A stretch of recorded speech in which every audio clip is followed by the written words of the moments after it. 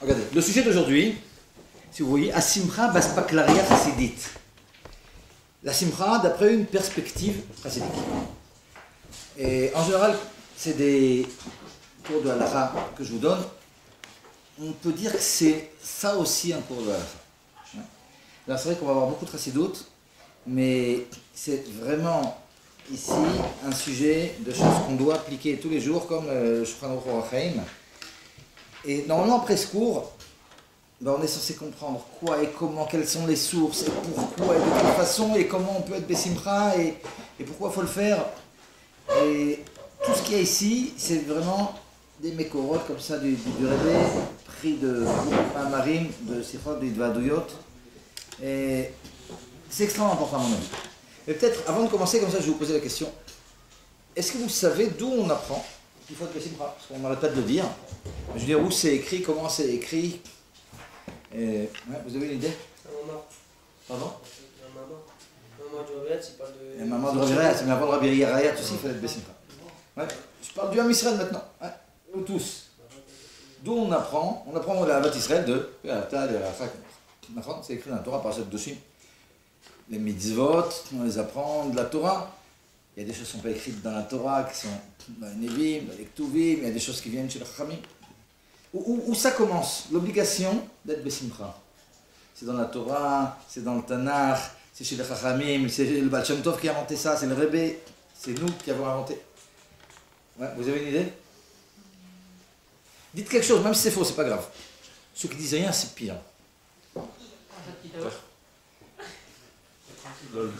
Ouais, il y a une autre idée? C'est vrai, c'est important, on est en Hadar, oh. Il faut quand même savoir pourquoi on doit être Bessimcha.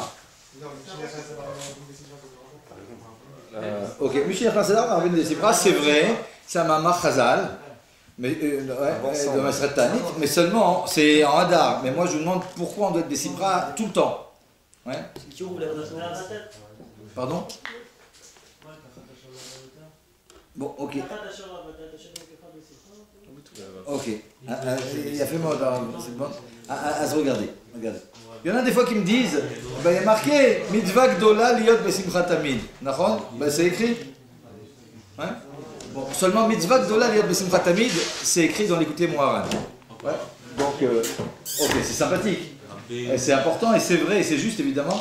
Mais bon, c'est pas la source, c'est écrit dans l'écouté Moharan. Ok. Et vous doit être Hashem Bessimcha aussi, il y en a des fois qui me disent ça. Mais ça, c'est écrit dans Teilim. C'est sûr que c'est vrai aussi. Est-ce que c'est de là qu'on apprend? Ouais. Pourquoi vous m'avez pas dit Vesamarta Bechagecha? C'est écrit dans la Torah aussi. Mais c'est Bechagecha. Ouais. C'est pendant Sukkot ou d'après les Chachamim, c'est pendant tous les Chagim. Okay.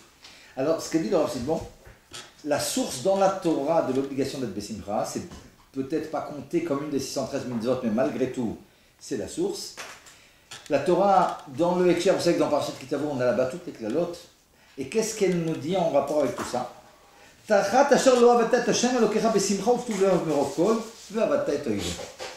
je ne peux même pas traduire ce qui est écrit ici. Parce qu'on va voir plusieurs parshaniot, le Meshach Chochma, le Rashi, le Rambam, le Arizal, jusqu'au Rebbe, chacune qui est un petit peu différente. Et selon la parshanout, si on devait traduire en français, ça serait différent. Mais si on traduit comme ça, et au petit nègre, vu que tu n'as pas servi ton Dieu. Après, je traduis comme ça sans le ton, sans rien. Mais Simcha ou Tulva Merovkot, ça veut dire avec beaucoup d'enthousiasme et alors que tu avais de l'aisance. À cause de tout ça, alors tout ça c'est quoi? On va essayer de le comprendre. Mais en fin de compte, finalement, tu vas aller servir tes ennemis. Donc on voit qu'il y a un problème ici qui fait qu'on va devoir aller servir ses ennemis. Et ce que j'ai fait ici, c'est que j'ai pris les parshanim et je suis allé depuis celui qui explique ça de la façon la plus simple jusqu'à celui qui exige le plus de simcha. Parce qu'il y en a, y compris Rashi, qui ne voit aucun rapport entre ce qui est écrit ici et la simcha, c'est pas ça le point. Alors regardez, je vais essayer de vous traduire ça. La traduction de base, comme ça, d'après le Meshach Chochma, qu'est-ce qu'il nous dit? Pourquoi va Est-ce que quelqu'un pourrait me dire en français? Pourquoi ici, d'après le Passouk, Eh ben, il arrive qu'on aille en galoute. C'est de ça que c'est Ginachon. On est parachat Kitavo, il y a plein de klalotes. Il y a le fait de Vavatay, Toivera, c'est le site de la galoute. On va en galoute, on va devenir maintenant des esclaves de nos ennemis en galoute. Mais pourquoi? Qu'est-ce qu'on a fait pour ça? D'après le Passouk. Qu'est-ce qu'on a fait d'après ce Passouk? On va en galoute. Le Meshach Chochma explique comme ça. Tachat asher lo avatet shem lokecha. Vu que tu n'as pas servi à Kadosh Baruch Hu, tu n'as pas servi à Kadosh Baruch Hu, tu n'as pas fait la Torah et la mitzvot. Besimcha uvtuv levav merov kol, ça veut dire quoi d'après lui? Et c'est la raison pour laquelle tu n'as pas servi à Kadosh Baruch Hu, parce que tu étais en train de t'amuser. Vu que tu étais Besimcha uvtuv levav merov kol, tu avais tout ce qu'il te fallait, et puis bon, bah, tu kiffais ta vie dans toutes sortes d'autres choses, tu n'as pas pensé à servir à Kadosh Baruch Hu. Ok. Donc ici, ce qu'on en veut au type d'après cette façon d'expliquer, c'est pas qu'il n'était pas Bessimcha, c'est que, vu qu'il était dans la bouffonnerie, et bien finalement, il n'a pas été au Oved Kadosh Baruch Hu. On va en galoute parce qu'on n'est pas au Oved Hashem, c'est là. On peut comprendre. On n'a pas fait Torah Mitzvot au point de faire Gilui Arayot, Avodah Zarah, etc. On va en galoute, ok. C'est pas un grand chidouche. Rashi, c'est pratiquement la même chose. Vu que ce que je veux, c'est vraiment arriver à la chassidoute. Ouais. On ne va pas faire maintenant un grand pied de poule. Il met moins l'accent sur la simcha qu'on avait dans la bouffonnerie. Mais d'après Rashi aussi, dans le pshat, il s'agit de quelqu'un qui n'a pas fait Torah ou mitzvot. Ouais. Il aurait dû le faire, il aurait peut-être dû le faire avec simcha, mais il s'agit de ça, et donc c'est pour ça qu'il va en galoute. Mais le grand chidouche, il commence avec le Rambam. Et là, ce que je vais vous dire, il y a énormément d'éléments, peut-être que des fois je vais vous dire, notez bien ici, parce qu'il y a plein de choses qui sont super importantes à savoir pour soi, pour la vie. Et aussi, quand vous avez parlé à d'autres personnes, il y a des éléments de chassidoute ici, peut-être, j'exagère pas si je vous dis, il y a 15 ou 20 éléments de chassidoute extrêmement importants dans ce cours, ouais, qui vous serviront, qui sont des trucs qu'il faut connaître, quoi, pour la vie.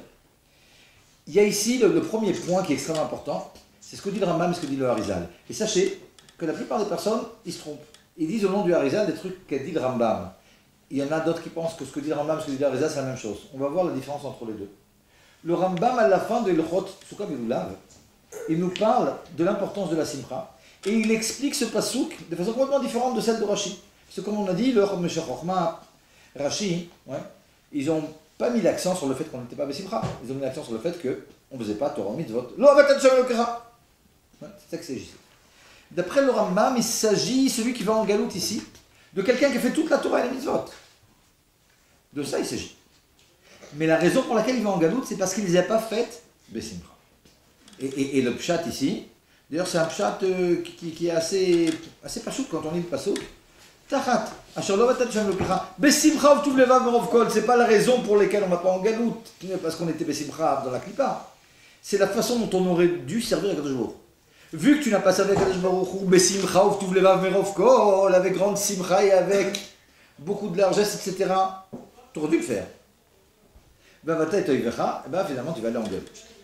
Dans les mots du Rambam, à la fin du Ilchot Lulav, Asimcha sheismach adam be'asiyat ha-mitzvah be'avat hakel shetzivah be'en, la simcha avec laquelle on doit faire les mitzvot, on doit aimer Kadosh Baruch Hu.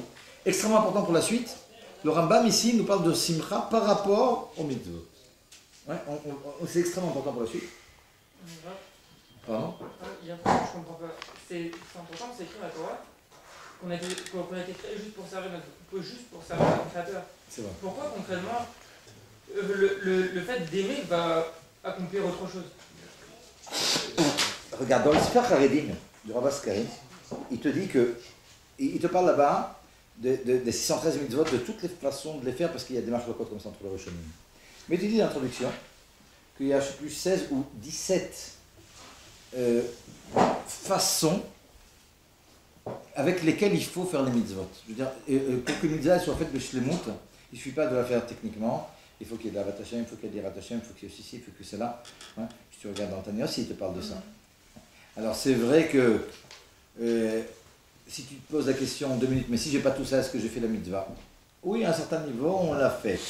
Il y a des fois des choses comme l'agvim, par exemple, le fait d'être conscient que tu fais une mitzvah, quand tu fais une mitzvah de Raïta, c'est makev. Ouais. Mais malgré tout, pour que ta mitzvah soit considérée comme une mitzvah shlema, ici c'est mamash mais fourrage dans le Rambam, ouais. Et ben, sans cet élément-là, ta mitzvah, elle boite. Ouais, il manque quelque chose. un peu comme marqué dans le Zohar, que Torah et mitzvot qui sont faites sans Ahava ve'yira, c'est comme un oiseau sans aile. Un oiseau sans aile, ok, c'est un oiseau, il est là, au niveau de ce que tu vas manger, en dehors des ailes, tu vas rater, ok. Il peut être vivant même, mais seulement un oiseau sans aile, il est amputé. Ouais.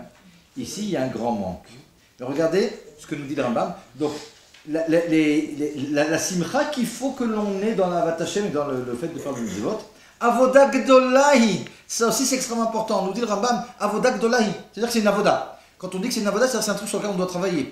Il y a la même chose, il y a une sikha du Rebbe sur Bitachon Bachem, aussi c'est une avoda. Quand on dit que c'est une avoda, le type ne peut pas venir maintenant et dire, bah écoute, non, moi je peux pas, je suis pas sa mère là maintenant. Je viens de perdre 50 shekels. C'est bien. On te dit avoda gdolahi. On ne te demande pas maintenant, si Akadosh Baruch Hu te met Besimcha, tu viens de gagner 2000 shekels, ou 100 000 shekels, ou au loto, comme le type qui a gagné la semaine dernière 80 millions de shekels. Ah, c'est pas une chokma de Besimcha. D'accord? Avoda gdolahi. C'est un truc sur lequel on travaille. Vechol hamonea atzmo misimcha zo. Regardez ça aussi, ces mots. Vechol hamonea atzmo misimcha zo, celui qui s'empêche d'être dans cette simcha. Le simple fait que le Rambam il te dise ça de cette façon-là, c'est qu'en réalité, il y a quelque chose de tiv'i qui y a chez toi, et quelque part, tu ne te lâches pas. Tu n'es pas obligé de la chercher à l'extérieur. On te dit, celui qui s'empêche de. C'est quelque chose, elle est présente en réalité. Ouais. Il faut juste que tu débloques quelque chose. Alors celui qui finalement ne sera pas sa mère, eh ben, il faudrait le faire payer. Ça c'est le Rambam. Donc finalement, qu'est-ce qu'il nous dit le Rambam? Le Rambam il nous dit la raison pour laquelle on va en galoute, c'est parce qu'on n'a pas fait les mitzvot avec Simcha. On a fait les mitzvot, mais on ne les a pas fait avec Simcha. Vous comprenez qu'on est monté au niveau du lachat. Rachid nous dit on va en galoute parce qu'on n'a pas fait Torah mitzvot. Le Rambam dit non, on va en galoute parce qu'on a fait Torah mitzvot, mais pas avec Simcha. Ok. Et c'est quoi le chidouche du Harizal là-dessus? Qu'est-ce qu'on peut dire de plus que ça? Vous avez une idée? Qu'est-ce qu'on peut dire de plus que ça?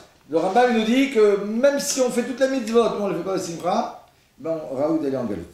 C'est quoi le grand chidouche du Harizal? Parce que c'est vrai qu'Avav dans le Tanya, quand il nous rapporte l'importance de la Simcha, le Admor Zaken nous appelle l'importance de la Simcha tel que le dit le Harizal. Pourquoi on ne dit pas tel que le dit le Rambam? Le Rambam déjà il nous a montré l'importance de la Simcha. Vous savez ce qu'il dit le Harizal? Et je vous assure, c'est pas des mots, on va voir à quel point c'est extraordinaire. Au début ça commence super dur. Pendant encore 10 minutes, on va se dire 2 minutes, waouh, mais quoi, il faut ceci et cela. Et après, on va voir à quel point Kadosh Baruch Hu nous a donné de la vie, un cadeau, un truc de sanglé bémet. Ce cours-là, si on écoute comme il faut, votre vie avant et après, c'est pas la même. Et je dis pas ça comme ça, c'est pas de la démagogie. Après, je vous rembourse. À la fin du cours, si c'est fait. Regardez ce qu'il dit le Harizal. Le Harizal, il dit, alors je vais vous dire d'abord l'idée, après on va voir dans le texte, il y a 2 endroits du Harizal. D'ailleurs, vous savez que le Rebbe dans les sirotes, il te dit des fois Aïn Sham, Re'e tatatata. Va voir là-bas ici. Si tu veux étudier la sirah, tu ne vas pas voir. Il manque quelque chose. Donc ici, vous pouvez me dire ah, mais ça va, nous on est rabbin, on n'a pas étudié la Kabbalah. C'est vrai, mais que faire que le Rabbi dans les sirotes, il te dit d'aller voir ces 2 mékorotes, ces 2 sources que je vous apportais. Donc ici, quand on va les étudier, on fait ce que nous demande le Rebbe. Maintenant, qu'est-ce qu'il dit le Harizal? Le Harizal, il te dit comme ça. Il te dit non, on va en galoute, si on n'est pas Bessimcha, la plus grande des smafrot que vous imaginez. C'est-à-dire, disons que maintenant vous allez mettre les tefillin, mais vous n'êtes pas content comme si vous aviez gagné 1 milliard de shekels. Ben, ça vaut le coup d'aller en galoute. C'est-à-dire que ce que nous dit le Harizal, c'est beaucoup plus que le Rambam. Rachid te dit, tu ne fais pas la Torah, tu vas en galoute. Le Rambam te dit, non, pas exagéré. Non, pas encore pire. Tu fais pas la Torah, non, même si tu l'as faite, tu vas en galoute. Mais tu n'as pas fait Bessimcha. Le Harizal te dit, non, mais même si tu as fait Bessimcha, tu vas en galoute. Si ta Simcha, elle n'est pas comme si tu avais gagné 1 million de shekels, c'est pas ce qu'on t'a demandé. Si tu vas en galoute. Regardez comment il dit ça. Veine nous dit dans Shar Ruach HaKodesh, c'est un des livres importants comme ça, un des Shmona She'arim du Harizal. Ine tzarich adam bet kiyumu kol mitzvah ou mitzvah. Voilà, lorsqu'on va faire une mitzvah, obéit asko batorah, ou qu'on étudie la Torah, c'est aussi une des mitzvot, et puis c'est encore plus. Ou que je mitpalel la tefila quand il prie. Donc quand tu fais une mitzvah, quand tu étudies la Torah, ou qu'on prie, tzarich liot besimcha vetuv levav yoter Mika Asher Marviach Omotse Elef Alafim Dinareza. Plus que quand tu vas trouver 1000 milliers, c'est-à-dire 1 million de dinareza. Un dinar d'or, je ne sais pas combien ça coûte. Je ne sais pas, ça va bien coûter 1000 shekels. Voilà. Un dinar d'or. Même 100 shekels, vous savez quoi, disons que 100 shekels. C'est sûr que c'est beaucoup plus. Ouais. 100 fois 1 million, c'est-à-dire 100 millions. 100 millions de shekels. Quand tu vas faire une mitzvah, tu dis quelque chose, ouais, tu te baisseras plus que si tu avais trouvé 100 millions de shekels. Ça paraît complètement dingue, Nahon. Je vais vous démontrer dans 10 minutes.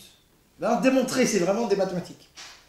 Démontrer à quel point c'est vrai, à quel point le Harizal, il n'a pas dit plus, parce qu'il n'y avait pas les mots pour dire plus, mais le Rabbi, il dit beaucoup plus et il le démontre. Donc, plus que si on avait trouvé 10 millions de shekels. Alors, il nous rapporte comme ça une Nara, où Abaye, une fois, il était avec Rabba, et puis Abaye, il était en train de rire. Rabba, il dit, hey, calme-toi, il y a marqué Vegilou Bir Ada, et il faut de la Yira. C'est quoi ce truc-là qui te met à rire? Il dit, non, mais je viens de mettre les tefilines. Ah, d'accord. Je viens de mettre les tefilines. Je comprends. Ok, tu peux être vraiment baissé. Ouais. Ça, c'est la première source comme ça du Harizal. La deuxième, dans Shor HaMitzvot, aussi, la même idée. Hein, je suis à la deuxième page, je tourne la page. Gamda, qui a aussi mitzvah, ein maspik lo bema sheyase otam. Quand on fait une mitzvah, il ne suffit pas de faire un mitzvah. Shere matzinu b'divrei Razal, she'amru kol ha'oseh mitzvah, achat metivin lo marchin lo yamav. Je saute un peu. Kol gam mitzvah plonit yesh lo kar vekar, il y a marqué dans chez les Chachamim, toutes sortes de choses. Si tu fais ceci, tu auras cela. Et tu dis, le Razal, pourquoi il y a plein de trucs qui sont dits dans les Chachamim? Si tu fais telle mitzvah, tu auras ceci et cela, et pourtant on ne voit pas que ça marche, a priori. Il te dit parce qu'on ne le fait pas comme il faut. Il te dit qu'il faut le faire avec une simcha qui est plus grande que celle de, encore une fois, un peu la même idée. Zemaché Omer. Maintenant, lorsque le Tania, comme je vous dis, regardez, je vous ai apporté comme ça juste avant la prochaine cotérette, le Tania n'a pas de kavav. Umikra maled dvar katuf tachat shalo vatat shem le kra b'simcha vegomer venoda lekol pirush ha'arizal al pasuk ze. Quand il nous rapporte ça, le Admor Hazaken dans le Tanya, il n'est pas en train de nous rapporter le Rambam. Il n'est pas en train de nous dire ouais, à quel point si on n'est pas b'simcha dans une mitzvah, hein, ouais, on a un problème. Il est en train de nous rapporter le Harizal qui nous dit que si on n'est pas b'simcha plus que dans toute autre chose, alors il y a un problème. Alors déjà, avant de continuer de voir ce que dit le Rabbi, qui est infiniment plus grand que ce que dit le Harizal, encore, je vais juste ouvrir une petite parenthèse. Vous savez, il y a un moment où le Rabbi a commencé à parler de Inyan de la mezouza comme shmira. Bon, il y a attention déjà dans le Machot qui parle du fait que la mezouza, c'est aussi une shmira. On fait la mezouza parce que c'est une des Tag Mitzvot. Mais il y a une shmira aussi, c'est pas attention dans le Machot. Maintenant, on connaît tous que le Rabbi, une des choses qu'il dit, c'est quand il y a un problème, c'est de vérifier les mezuzot et tout. Mais il est arrivé plein de fois qu'il y ait des gens, le type il est malade, il y a un accident et tout, après on vérifie les mezuzot, on voit que les mezuzot sont psoulotes. Ça te donne une mauvaise argacha, tu te dis des minutes. Alors quoi, ça m'importe la poisse, les mezuzot, la mezuzah elle est psoula, et le type il fait un accident. C'est vrai que c'est un problème. Il y a une tira où le Rabbi dit non, on n'a rien compris, c'est pas comme ça que ça marche. Ça t'encourage. Pardon? Ça t'encourage à aller les rendre cachés. Ouais, non, c'est vrai, mais si ça t'encourage de façon négative, ça c'est Shitata Moussar, c'est pas la chassidoute, tu comprends? Si on te dit, si t'as les mezuzot psoula, le type va faire un accident, c'est pas tout à fait notre style, c'est pas comme ça, et puis c'est pas comme ça que ça marche, Bémet. Alors c'est quoi le Nyan? Il y a une tira du Rabbi où il explique que c'est tout le contraire. Il te dit comme ça. C'est sûrement pas la mezuzah psoula qui va te donner un problème. Ouais. Si le type il a un problème, c'est à cause de sa avodat Hashem. D'accord? À cause de notre avodat Hashem, il peut y avoir, c'est très mourkav en réalité, ça peut être des gilgulim, tout ce qu'on veut, mais à cause de beaucoup de choses qui n'ont rien à voir avec la mezuzah, eh ben le type maintenant, et il a une dira sur au-dessus de la tête. C'est là. Et on voit bien quoi, que ça arrive, qu'il y a des gens qui ont des accidents, donc c'est pas quelque chose de nouveau. Mais seulement, ce que veut nous dire le Rebbe, c'est que cette personne-là qui avait une xéra au-dessus de la tête parce qu'elle a fait ceci et cela, si elle avait eu une mezuzah kshera, eh bien ça l'aurait protégée. Quand il y a quelqu'un qui te tire dessus et que tu as un bouclier, c'est pas le bouclier que tu as tué, d'accord? Tu vas dire, mais non, au contraire, il m'a protégé, c'est vrai. Et s'il y a des trous dans le bouclier et qu'il y a une balle qui est passée par le trou, hein, c'est le bouclier qui t'a tué? C'est pas le bouclier qui t'a tué, c'est la balle qui est passée, d'accord? Ou le gilet pare-balles, c'est pas lui qui t'a tué. Mais c'est vrai que s'il n'y avait pas eu un trou dans le gilet pare-balles, à l'endroit où est passé la balle, ben, ça t'aurait sauvé. C'est comme ça que ça fonctionne. La shmira de la mezuzah. Elle n'est pas là pour te mettre la poisse, la mezuzah. Il y a toutes sortes de galères, pour toutes sortes de raisons. Et la mezouza, elle te garde malgré ces choses-là. Ça marche. Le Admor Zaken, il te dit dans Parashat Tazria, dans le petit Torah, que c'est comme ça aussi que marche la simcha. Sinon, on ne comprend pas. Je veux dire, alors quoi, on n'est jamais Bessimcha quand on va mettre des tefilines comme si on avait gagné 1 million de shekels. Alors c'est où, c'est foutu? Non. Ce que te dit le Admor Zaken, puis d'abord, il y a beaucoup de rachmanut. Mais ce que te dit le Admor Zaken, c'est que la simcha, elle a comme particularité de te donner une atzlacha, une shmira, de t'empêcher d'aller en galout, c'est pas parce qu'il te manquait de la simcha que tu es allé en galout. C'est à cause de Avodazara, Shrudamim, Gilou Yarayot et Sinat Chelam, tout ce que vous voulez. Mais malgré toutes ces choses-là, Avodazara, Shrudamim et Gilou Yarayot, si on avait été Besimcha, on ne serait pas allé en galout. Ça marche? Donc c'est pas que le manque de simcha, c'est ça le problème. Ils sont actifs. Ouais. Les problèmes, c'est toutes sortes d'autres choses. Mais la simcha, et c'est vrai à notre niveau personnel, vous pouvez me dire avec c'est qui va en galout maintenant. Ok, où qu'on soit de toute façon en galout. Mais c'est vrai aussi à titre personnel. Chacun d'entre nous, on a des trucs à se reprocher. Ouais. On sait qu'on doit faire tout ça. Mais si malgré tout, avec tout ce qu'on a, bon, on est Bessimcha, une vraie simcha. C'est un peu comme le bitachon B'Shem, il y a aussi quelque chose de semblable. Mais cette simcha-là, elle est protectrice, elle me donne de la bracha, elle me donne de la tzlacha, même s'il y a des choses qu'il faut que je rectifie, c'est extraordinaire. Donc en réalité, c'est presque le contraire de ce qu'on penserait. Hein. C'est pas que c'est une source de poisse, la simcha qu'on pourrait comprendre en montant ici de pirouche en pirouche. C'est que c'est une source de bracha incroyable qui peut te garder de toutes choses. Maintenant, avant d'avancer sur autre chose, je voudrais vous expliquer ce qu'explique le Rebbe. Et le Rebbe, il va encore plus loin que le Harizal. Vous allez dire, comment tu peux aller? Hein? Rashi te dit, tu ne fais pas la Torah et les Mitzvot, tu vas en galout. Le Rambam te dit, même si tu les fais, tu vas en galout, tu ne fais pas Bessimcha. Le Harizal, il te dit, même si tu fais Bessimcha, tu vas en galout. Si tu ne fais pas Bessimcha, il est folie. Okay. Qu'est-ce qu'il peut dire de plus encore le Rebbe? Alors regardez, je vais vous dire ce que dit le Rebbe, mais évidemment dans le côté positif de la Simcha. Mais c'est quelque chose de dingue. Quel simcha il faudrait qu'on ait, disons comme ça, c'est pas une question de galout maintenant. Ouais, on a compris que le Inyan, c'était pas ça. Quel simcha il faudrait qu'on ait et quel simcha est justifié et pourquoi c'est comme ça. Et pour ça, comme ça, plutôt que de lire, je vais vous expliquer oralement parce qu'il y a ici toute une construction. C'est rapporté ici, je vais rapporter à Mamar de Rebbe, au début de dire Zotecha, le Tzemar Tzedek dit des choses semblables aussi. Regardez, il y a deux choses de base qu'il faut connaître qui reviennent beaucoup de l'Archédoute. Le premier point, il y a un Ramban très connu dans le début du Sefer Eyov, dans l'Akdama de son Pirouche au livre de Eyov. Et tu dis la chose suivante.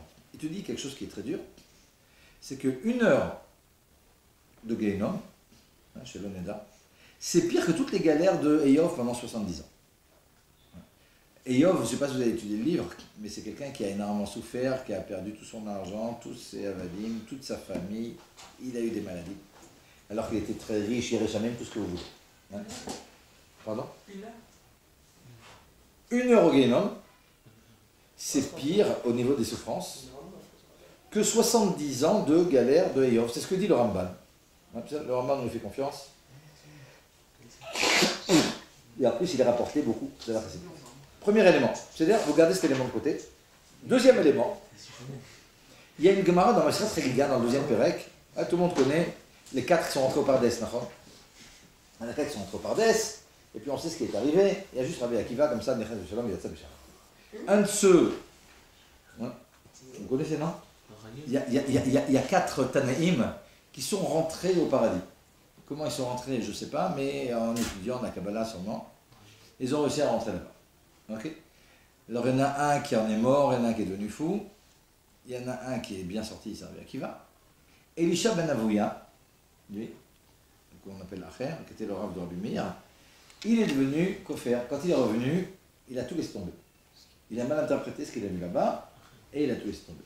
Ok. Quand je dis il a tout laissé tomber, vraiment tout laissé tomber, quoi. Il a laissé tomber Torah Mitzvot et tout, et la Gemara nous dit que Rabbi Meir continue à prendre de lui, malgré tout. Donc Rabbi Meir, il peut se permettre, il savait quoi. C'était le Rav de Rabbi Meir, imaginez. Hein, donc c'est pas n'importe quoi. Lorsqu'il est décédé, la Gemara nous dit Ça, évidemment, les Amorim qui nous rapportent ça, ils ont le Ruach Kodesh pour nous le dire. Que sa Neshama, elle errait, elle ne pouvait pas rentrer ni au Gehinnom, ni au Gan Eden. Ni au Gehinnom parce qu'il avait plein de Torah, c'était le Rav de Rabbi Meir, ni au Gan Eden parce que bon, il avait tout laissé tomber. Le Rabbi Meir a dit, moi quand je vais mourir, je le ferai rentrer au Gehinnom. Maintenant, pour lui, pour le rendre service. Ouais, Gehinnom, ok, c'est pressing, et puis après, ben, tu sors bien, tu peux aller au Gan Eden. Mais tant que tu n'es pas le pressing, tu ne peux pas.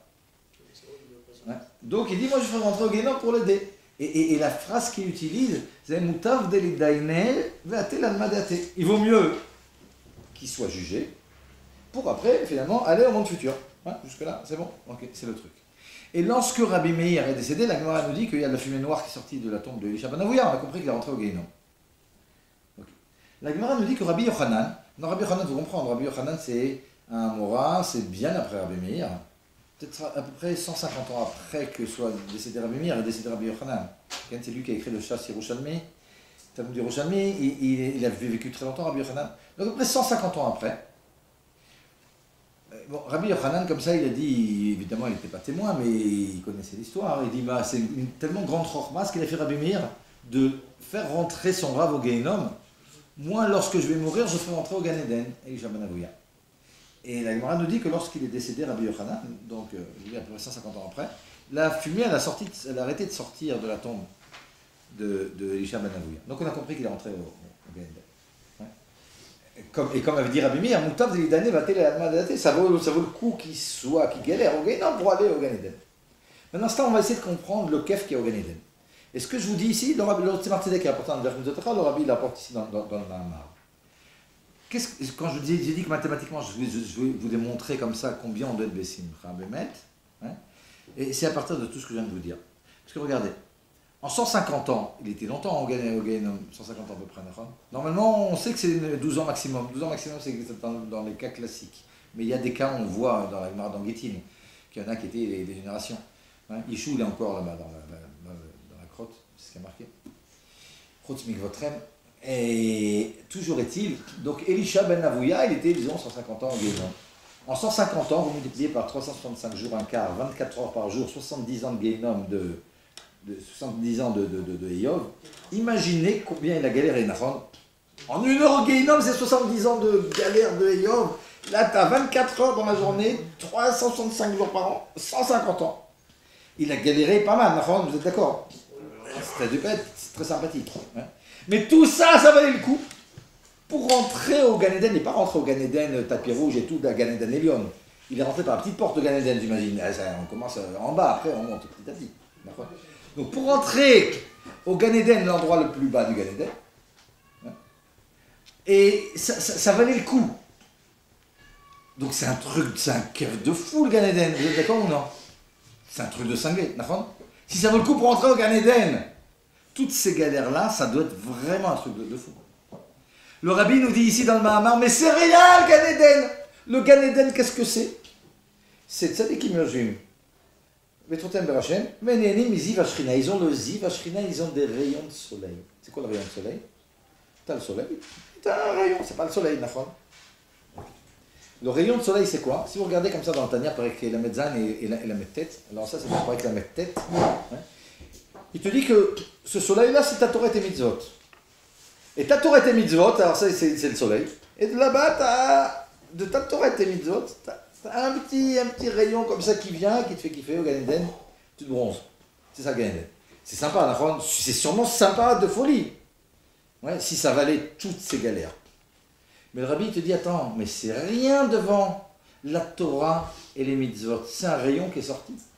Vous savez que c'est qu'il y a un contraste comme ça de Kol Yisrael Shemrel en bas du Rebbe. Ouais. Et là-bas, il parle du Gan Eden. Quand on parle de Olam Abba, c'est trompeur dans Chazal et chez les Rishonim. Des fois, on te parle du Gan Eden, des fois, on te parle de Tret Amitim. Mais Tret Amitim, vous comprenez, c'est rapporté beaucoup dans la Chassidut, c'est infiniment plus grand que le Gan Eden. Ouais. La preuve, nous dit le Rebbe, c'est quand même Moshe Rabbeinu qui est dans les endroits les plus hauts du Gan Eden, lui, il sort pour Tret Amitim. Et pourquoi c'est infiniment plus grand? Parce que qu'est-ce qu'on a dans Tret Amitim? Dans Tret Amitim, c'est pas Nehenim Miziv Yashrina, c'est pas des Horot. Ce dont on est Nehena, c'est de la Tzum de Kadosh Baruch Hu. La Torah et les mitzvot de Kadosh Baruch Hu, ils sont un. Cette Torah, c'est mitzvot, c'est de la Elokut. C'est le soleil qu'on a là maintenant, c'est pas le rayon de soleil. C'est rien le Gan Eden. Le Gan Eden, les gens qui sont au Gan Eden, qui kiffent de folie d'après ce qu'on a compris ici, mais ils attendent qu'il y ait très Ametim pour kiffer. C'est infiniment plus grand, au point où le Gan Eden, on n'en parlera même plus quand tu auras. Mais cette chose-là, en réalité, cette chose-là, qui sera notre Sachar finalement, à Triat Ametim, qui est finalement cette Torah Mitzvot, c'est ce qu'on est en train de faire. Vous connaissez la blague comme ça, au type qui a Eilat comme ça, il y a deux types. Un de 70 ans et un de 25 ans. Ils sont en train de pêcher les deux. 70 ans, il dit, mais qu'est-ce que tu fais ici? Ben, je pêche. Et toi? Il dit, ben non, je sais pas, va travailler. Il dit, mais pourquoi je veux travailler? Ben, travailler pour moi. Gagner de l'argent, et après? Ben, tu mets de l'argent de côté, et après? Ben, regarde, après, ben, tu arrives à la retraite, tu peux kiffer, tu viens pêcher. Il dit, ben, c'est ce que je fais dès maintenant. Mais c'est exactement ce qu'on fait, comprenez. Quand on est en train d'étudier là maintenant la Torah, ce kef de folie dont je suis en train de vous parler, il faut vous dire, bah, je sais pas en train de kiffer comme si j'avais 1 million de shekels et... Mais c'est des...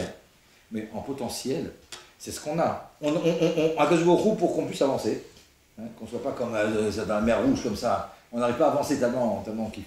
C'est des fois, dans le limoud, on est dans une zvara, attention d'un truc, le type il va tellement bête pas à l'autre qu'il n'arrive pas à avancer.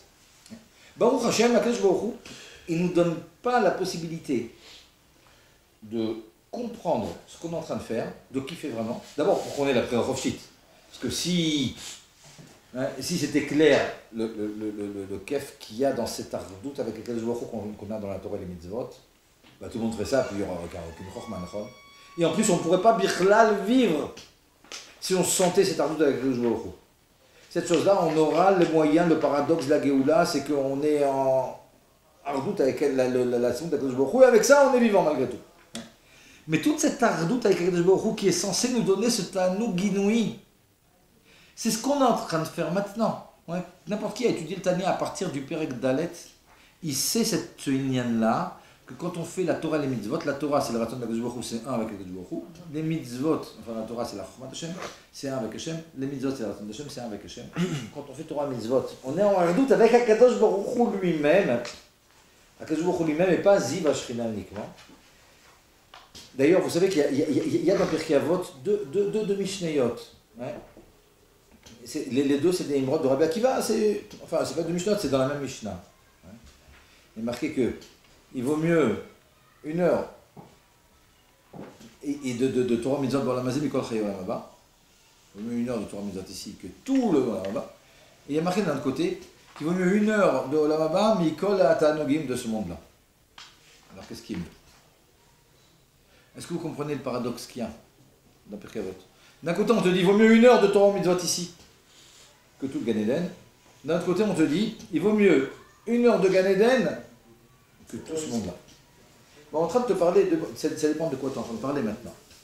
Si tu me dis qu'est-ce qui est le plus profitable, 1 heure de Torah Mitzvot ici, c'est beaucoup plus important que tout le Gan Eden. Le Gan Eden c'est Ziv Ashrina. Ici tu te lis avec le Baruch Hu.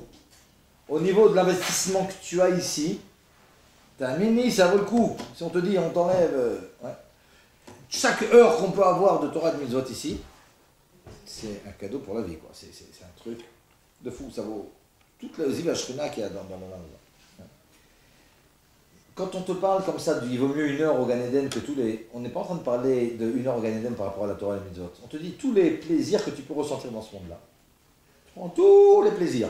Il y en a qui expliquent même ça, il y en a qui expliquent la Mishnah, qu'il vaut mieux 1 heure de Tanoug au Gan Eden que tous les plaisirs ici. Tu dis que tous les plaisirs de tous les hommes de toutes les générations. Mais on n'est pas en train de parler de Torah et Mitzvot qui sont hors circuit. On est en train de parler de ce qu'on peut avoir comme kef dans ce monde-là. Imaginez tous les kefs, les plats. Ok, alors pour revenir maintenant à ce que dit le Rebbe, est-ce que vous comprenez que le Rabbi il dit beaucoup plus même que le Harizal? Parce que le Harizal il te dit, maintenant on n'est pas en train de parler si on va en galoute ou on va pas en galoute. Quel simcha on doit avoir? Le Mishra Chorma, le Rachid n'ont pas parlé de simcha. C'est sûr qu'ils sont d'accord que la simcha, mais ce n'est pas le sujet pour eux. Okay. Le Rambam, il te dit que tu vas faire les mitzvot avec simcha. Ok. Le Harizal, il te dit, la simcha que tu dois avoir dans une mitzvah, elle est plus grande que si tu avais trouvé 1 million de pièces d'or. Ok, c'est super. Mais vous comprenez que le rabbi va beaucoup plus loin. Il ne te parle pas d'1 million de pièces d'or maintenant. Il te dit le potentiel de simra, enfin la simra que tu dois avoir. On va voir maintenant juste après, de l'autre côté de la feuille, le rabbi te dit comment tu fais pour avoir cette simra. Il te dit d'être conscient de ce que tu fais quand tu fais Torah Mitzvot. Mais on comprend qu'en réalité, ce qu'on fait quand on fait Torah Mitzvot, la Torah et les Mitzvot, ça doit nous donner une simra incroyable. Si on comprend quand on fait Torah Mitzvot, on a quelque chose qui est beaucoup plus que tout le Gan Eden. Et le Gan Eden, on a compris, on ne va pas revenir, à quel point c'est quelque chose qui vaut le coup. Donc c'est un truc de fou, quoi. Perdre 1 heure. Hein. Et je vous conseille de lire comme ça dans le Pirouche HaMishnayot du Rambam sur Perek Relek, comme ça ce qu'il dit sur le potentiel qu'il y a dans 1 heure dans ce monde-là de Torah de Mitzvot. Pourtant c'est pas d'Arsidut, mais c'est pas chute de la bombe atomique. Ok, jusque-là je crois qu'on a compris à quel point on donne des simras. Dans le petit 2, ce que je vous ai marqué, bon c'est les différents Mekorot, ok, ça on a vu, d'autres simra, ok. On peut tourner. Et en bas de la page 3, je vous ai apporté comme ça. Je voudrais vous parler d'autant que ce soir, il y a un jour qui est extraordinaire. Il y a une sikha du Rebbe dans l'écouté Sifrat Chelek Kavav qui nous parle de Purim Katan. Vous allez voir que Purim Katan, alors c'est vrai que le Rebbe il a le chic de nous expliquer comment chaque jour c'est le meilleur des jours. D'accord ? Alors, il est extraordinaire, le Rebbe. Et c'est vrai. Et c'est vrai. Vous savez qu'on a demandé une fois à la Rebbe Tranouchka, c'était quoi le meilleur moment de votre vie? Il dit, maintenant. Okay. Alors, c'est vrai que c'est censé être comme ça. Maintenant, je voudrais qu'on voit, mettre à quel point, pour une katane, c'est un jour qui est extraordinaire. Mais le sujet, c'est même pas ça. Stam, je vais vous poser la question. Si on dit, c'est quoi le jour de la simcha dans la Torah? Stam, c'est vraiment une question. Dans la Torah, la simcha, c'est Sukkot, Nachon, Mesamata Bechagecha. Pourtant, on sait que quand on parle de simcha, on pense plus au mois de Hadar et on pense plus à Purim. Bon, évidemment, Purim, c'est pas dans la Torah. D'accord? Mais c'est quoi le rapport entre les deux? Il y a une sikha que je dois résumer, ce matin je dois résumer ici, à la page 4, ce qui est écrit, je l'ai écrit avant de venir ici, et je rentre dans ce truc-là. C'est quelque chose que je viens d'ajouter. Ouais. C'est le résumé comme ça d'un point extrêmement important de la sikha et que je veux vous donner, d'autant que ça concerne spécialement demain. Le Rabbi dit la chose suivante. Il dit, quand tu regardes dans le Rambam, c'est quand il parle de la simcha, il te parle par rapport à la simcha. Dans Sukkot, il te parle, c'est dans les Chot Sukkot de Lulav qui te parle de ça. Et dans la Torah aussi, mais ça va de sa grâce par rapport à Sukkot que c'est apporté. Et pourtant, nous, on a l'habitude de parler de la simcha à Purim, etc. Alors ouais, où on en est? Et il explique la chose suivante. Il dit réellement dans la Torah, la grande simcha, la source de la simcha, c'est à Sukkot. C'est à Sukkot, c'est à Shmini Atzeret, c'est à Simchat Torah. Ouais. La simcha de Sukkot, de Shmini Atzeret et de Simchat Torah, c'est un rapport avec le Beth Amikdash. Tu viens au Beth Amikdash, tu vois là-bas la Kedusha, ouais, Samata Bechagecha, ta Shoev et Amaim, ouais, il y a toutes sortes de choses qu'il y avait. Okay. Et ça, c'est le potentiel de simcha qui va nous servir pour toute l'année. Seulement aujourd'hui, on est en galoute, ouais, on ne va pas au Beth Amikdash. On ne va pas au Beth Amikdash, et alors on peut comprendre que quand on va au Beth Amikdash, on est avec les korbanot, on fait des choses extraordinaires au niveau de la Avodat Hashem, on peut comprendre qu'il y a de la simcha. Mais maintenant, il nous faut une source beaucoup plus proche de notre vie de tous les jours, qui n'a rien à voir avec le Beth Amikdash. Ouais.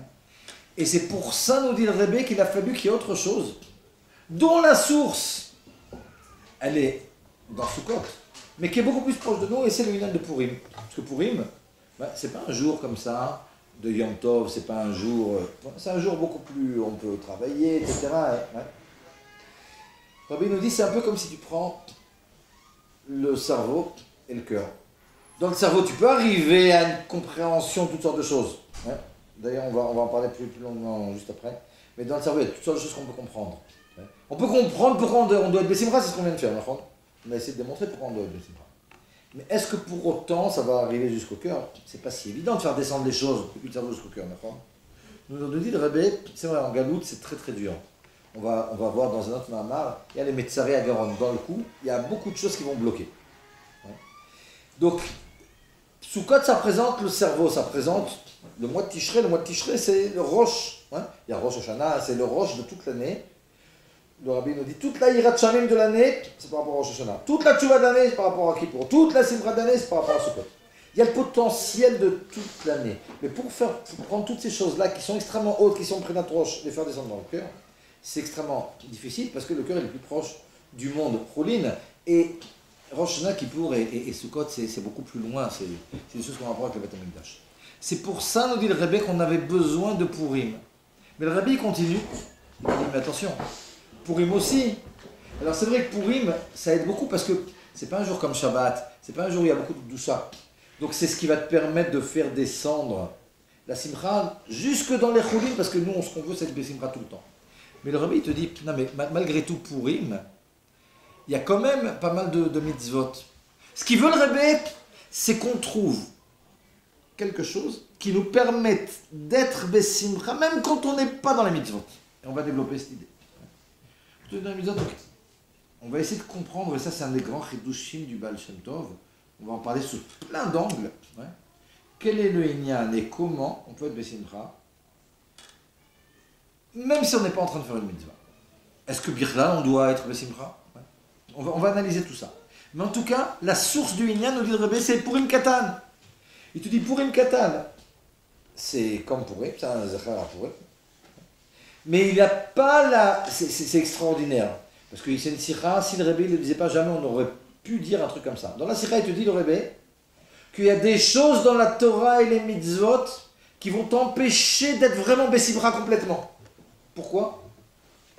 Parce que le fait d'avoir la Kabbalah Tol Malchut Shamim maintenant, la Kabbalah Tol Mitzvot, ça te crispe un peu. Ça te met de la yira et ça te diminue un peu la simcha. Donc, s'il faut être le Rebbe, jamais on aurait pu oser dire un truc comme ça. Regardez écoutez Sichot et Chelek Kavav, il y a une Sikha après Tetzavé là-bas sur Purim Katan. À la fin de la Sikha, le Rebbe il dit ça, comme ça sur un mot, c'est fou qu'on puisse dire ça. Mais le Rebbe il veut maintenant qu'on ait un jour où il n'y a pas tous ces Nyanim-là de Gdusha. Un, parce que, quelque part, ça te stresse un peu. Et de deux, parce que ce qu'on veut, c'est pouvoir amener la simcha jusqu'au truc de tous les jours. Quand tu manges, quand tu marches, etc. Ben, tu dis, il y a Purim Katan. Purim Katan, c'est ça son Inyan. Ils viennent de temps en temps, tous les 2-3 ans, comme ça, 3-4 ans. Il vient cette fois à 19 ans. Ok. Il y a un truc que je comprends pas. On dit que chaque jour, on se tient à peu près comme on se tient devant le Kadosh Baruch Hu. Alors d'un côté, si tu te tiens devant un roi, et surtout devant le roi des rois, tu te dois de tenir bien. Alors comment tu peux être Bessimcha n'importe quand, et comment, si de l'autre côté tu dois avoir beaucoup de hira, parce que... C'est nachon. Regarde, ça c'est quelque chose qui revient beaucoup dans la Chassidut. On a les deux choses. On a la hava, on a la hira. On a Kadosh Baruch Hu qui est roi, on a Kadosh Baruch Hu qui est père. Si on essaye d'avoir une avodat Hashem qui est faite que d'une forme, alors on tombe complètement. Ouais, il y a des sirops du Rebbe qui expliquent que quelqu'un qui veut être uniquement que dans la simcha, il va arriver à la bouffonnerie. Il lui faut la hirat Hashem pour le limiter à la vraie simcha. Et inversement, si quelqu'un, c'est que dans la hira, il va tomber dans la tristesse. Donc il lui faut la simcha à côté de ça. Donc de toute façon, on t'a pas dit maintenant que simcha, ça y est, c'est fini les enfants, on va kiffer. Ouais, parce que là, on va arriver à la hololut, on va arriver à la bouffonnerie. On va dériver d'une simcha elokit, on va passer à une simcha de holelut. Ouais. Donc tu as raison, on ne peut pas envisager une avodat Hashem qui n'est basée que sur la simcha. Ouais. Mais de la même façon, on ne peut pas envisager une avodat Hashem qui est basée que sur la hira. Imagine, tu connais, il y a des bâtés midrash comme ça. Le rabbi il parle de ça aussi. Vous savez, il y a des vaduyot où le rabbi il a des trucs comme ça, il est cynique. Mais alors il y a comme ça ici, tout un théour, des gens qui disent non, je vous en prie, ne me demandez pas de danser maintenant. Non, moi, ce qui m'intéresse, c'est la Torah. Ne me dérangez pas. Alors les gens d'abord ils vivent dans un film, et finalement c'est quoi le truc? Le truc c'est que finalement ils vont être tristes tout le temps. Tu vois ça dans les histoires, tu lis dans les histoires comme ça du Rabbi Rayatz, comment il te présente les choses. C'est à l'époque du Baal Shem Tov, le type qui était farouche, ouais, qui parlait pas, qui mangeait pas, qui buvait pas, qui jeûnait tout le temps, il était toute la journée avec le talit, le tefillin, etc. C'est super, super. Mais quand le Baal Shem Tov lui dit, mais la main incha mefarnes t'akadosh baruch hu, pourquoi tu donnes pas la parole à Kadosh Baruch Hu? Qu'est-ce que tu prends la tête maintenant? Tu es en train de dire la Torah, tu me dis des bêtises, t'es pas même c'est quoi le Inyan? Non, Kadosh Baruch Hu, et finalement il voulait lui faire passer ce Inyan-là de Kadesh Kochomer, de Simcha, etc. Donc c'est extrêmement important, ouais, la Yira, mais la Yira tout seul, ça dévie à la Hatzvut, ça dévie à la tristesse. Et donc il faut absolument les deux. Donc quand on est en train de parler maintenant de Simcha, on ne parle pas de Simcha sur le Cheshvan de la Yira. Ouais. C'est la Simcha en plus de la Yira. Mais il faut les deux, il faut les deux kavim. Ok. Et donc ici, pour Purim Katan, tout son Inyan, il est là pour nous donner de la Simcha dans tous les jours, sans toutes ces agbalotes que l'on a. Et parce que c'est un jour qui vraiment, en dehors de Mitra, vous savez qu'à Mitra, on ne fait pas Tachanun là aujourd'hui. Mais en dehors de ça, qu'on ne fait pas Tachanun là, puis demain, bon, il y a marqué dans Shulchan Aruch que c'est bien de l'arbot Ktsat Beseuda. Je dis en dehors de ça, c'est un jour qui est Choulin, on peut travailler, on peut. Ouais. Et on n'a pas toutes les mitzvot de Purim. Ouais. Et bien ce jour-là, tout son Inyan, c'est de faire passer la Simcha, c'est un potentiel de Simcha, pour les jours de Chol. Alors tout le potentiel, il commence à Sukkot. Ouais. On a Purim qui est en dessous, on a Purim Katan et on a tous les jours. Tov. Et à la page 5, je vous ai apporté comme ça dans la Piska 4, je parlais tout à l'heure du Sefer Haredim. Le Sefer Haredim, comme ça, il nous dit qu'il y a un certain nombre de conditions à remplir pour faire les mitzvot, dont le fait qu'il faut être Bessimcha. On l'a dit tout à l'heure, mais il rajoute la chose suivante. Regardez ce que j'ai mis en bold, comme ça, en moudgash, page 5, à la fin de la première Piska. Le Sefer Haredim, il nous dit וכן גילה הרב החסיד המקובל מורנו הרב יצחק אשכנזי זצ"ל לאיש סודו.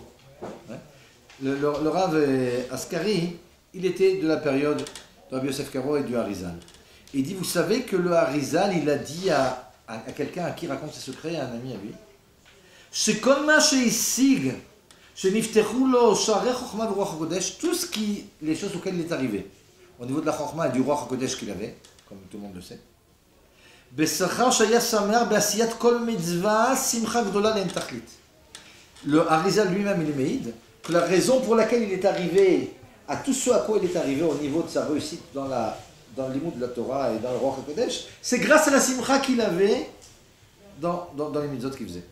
C'est important. On a vu tout à l'heure, ouais, le Harizal dans Shar Ruach HaKodesh et dans Shar HaMitzvot, comment il décrit quelle simcha on doit avoir. Ouais.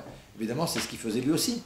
Mais là, maintenant, on apprend quelque chose de plus, que la raison pour laquelle il est arrivé à tout ce à quoi il est arrivé, d'après ce qu'il dit lui, ouais, c'est grâce à la simcha qu'il avait. Vous savez qu'il y a un Yerushalmi qui dit que Yona Hanavi, il est arrivé au Ruach HaKodesh par la simcha qu'il avait dans Simchat Bet HaShoeva. C'est-à-dire qu'à Sukkot, il est arrivé à un niveau de simcha tellement grand, c'était pas que c'était un grand Talmid Chacham comme Ishaïa, ouais, mais il est arrivé à une simcha tellement grande, la Simchat Bet HaShoeva, qu'il a eu le Ruach HaKodesh qui est tombé sur lui. C'est comme ça qu'il est arrivé à la Nevoa même. Ouais. Donc ça montre à quel point la simcha, elle est. Okay. Dans la Piska 5, je vous ai apporté plusieurs passages comme ça de Sirot et de Mamarim, où le Rabbi nous explique comment arriver à la simcha. D'abord, il faut se réveiller. C'est le premier point. Parce que si vous dormez, quand on dort, on ne peut pas être simcha. Tu veux réveiller, regardez si chacun peut réveiller son voisin, sauf si lui-même dort.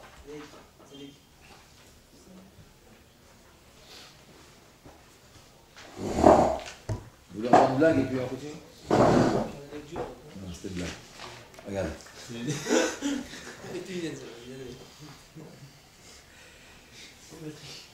Regardez. Ça vous suivez? Le Rabbi nous demande comment on peut arriver à la simcha. C'est je vais vous dire quelque chose.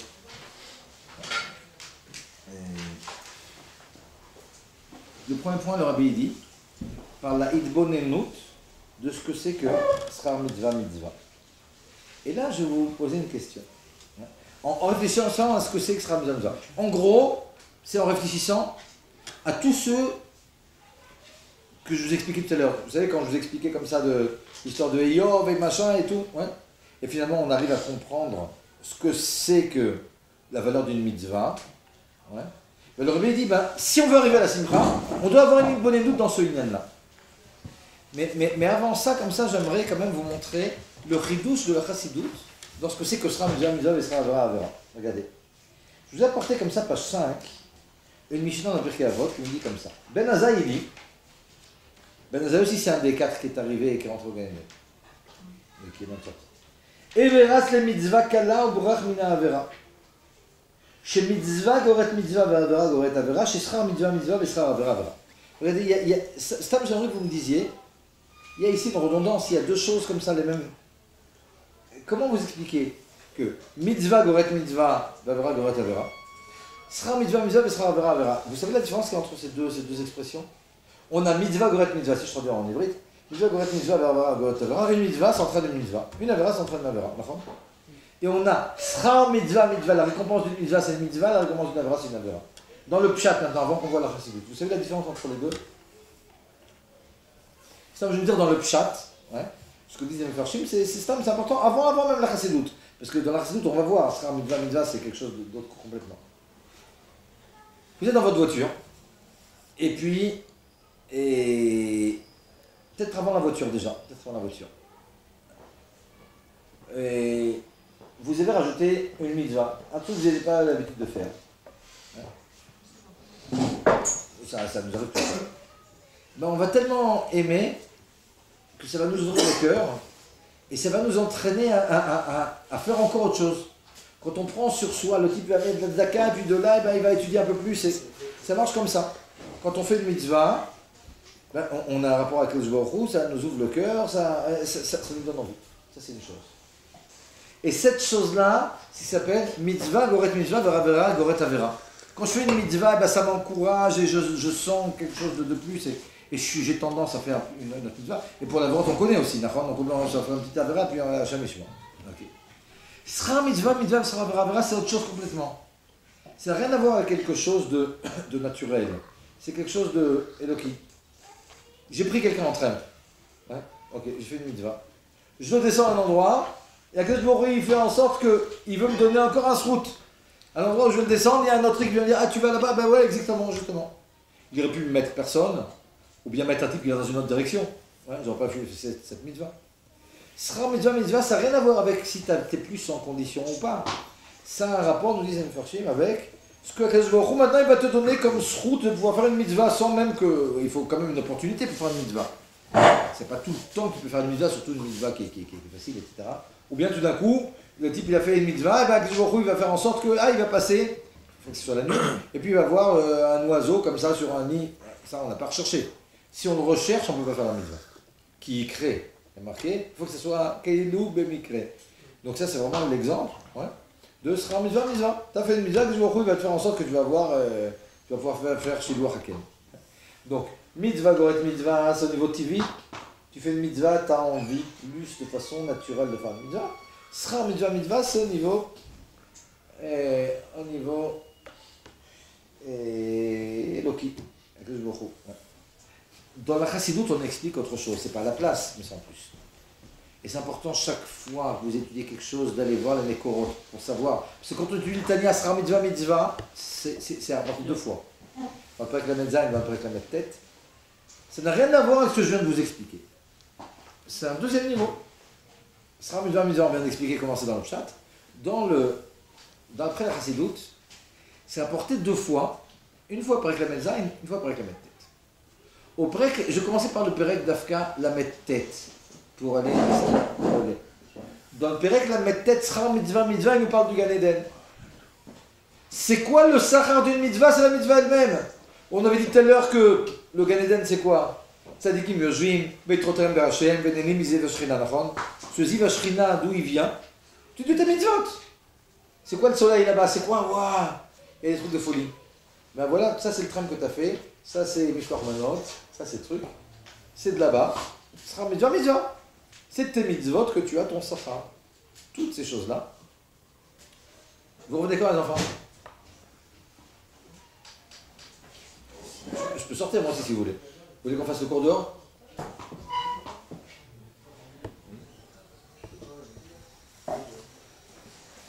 Sera mitzvah d'après le Tania Perek la tête, c'est que quand je suis au Gan Eden, ce Ziva Shrina, c'est des rayons.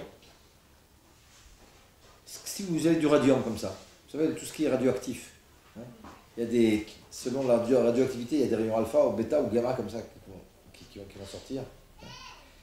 C'est ça les mitzvot. Les mitzvot, c'est comme du radium, c'est comme quelque chose de radioactif, du plutonium, du uranium, tac.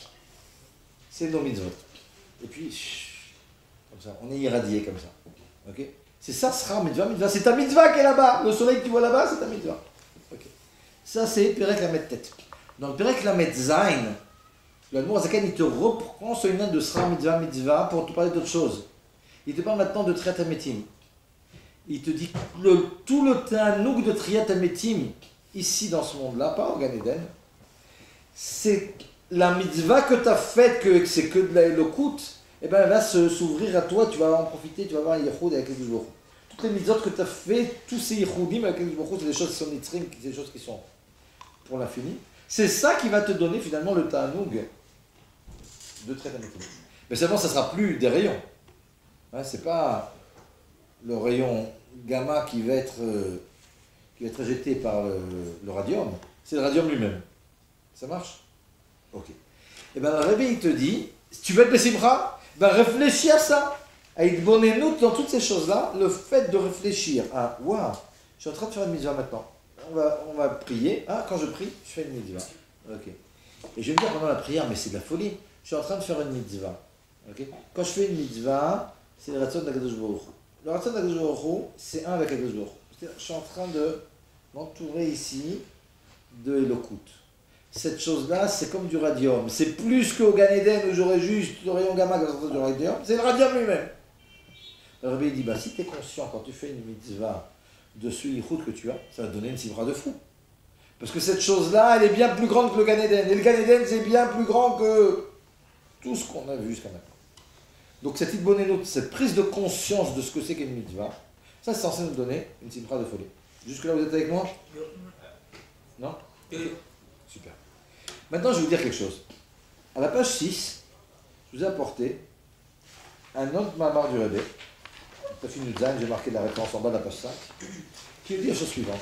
Là aussi, je vous le résume comme ça dans mes mots. Le Rebbe, il te dit la chose suivante. Il te dit, ouais, non, mais tout ça, c'est bien beau.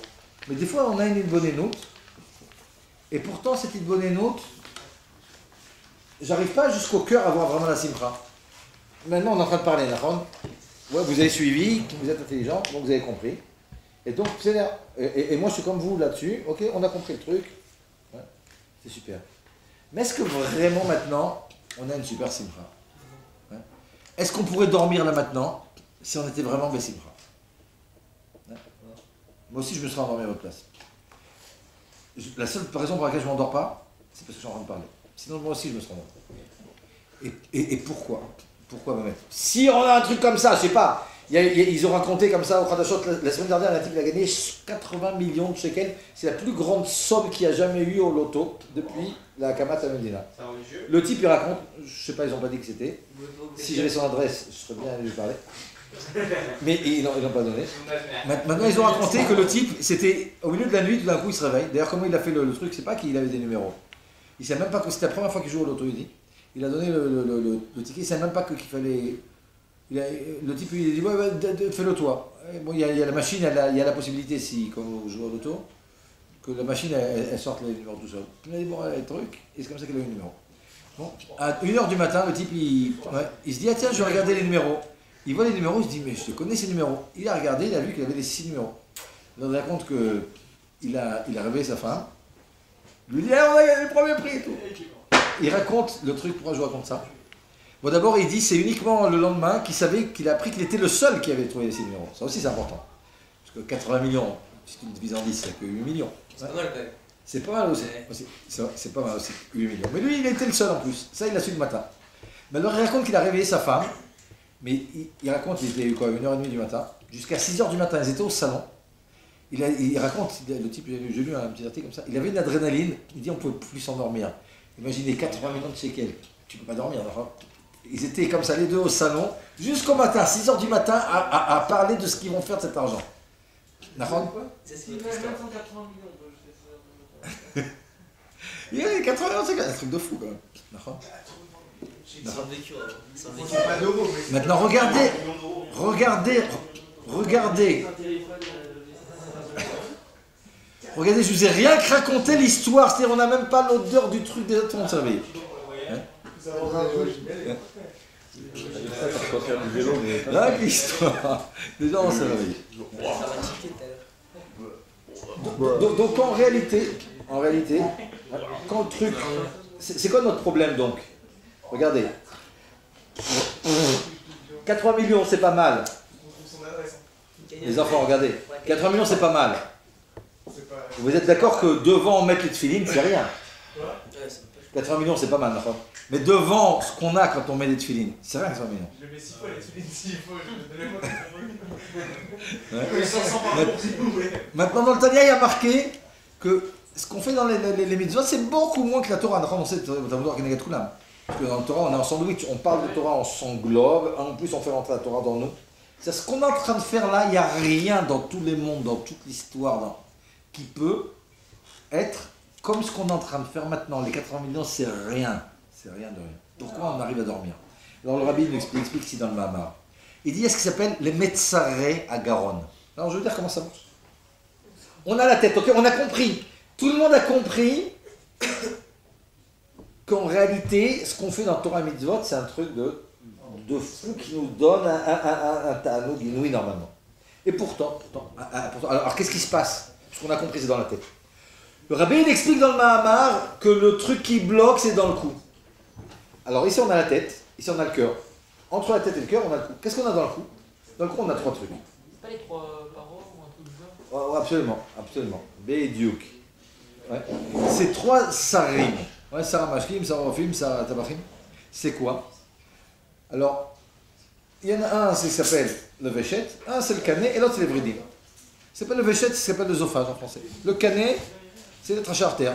Les vridim, c'est les veines. Dans notre cou, on a 3 genres de conduits. On a des conduits pour l'air, pour respirer. On a des conduits pour la nourriture. Et on a des conduits de sang.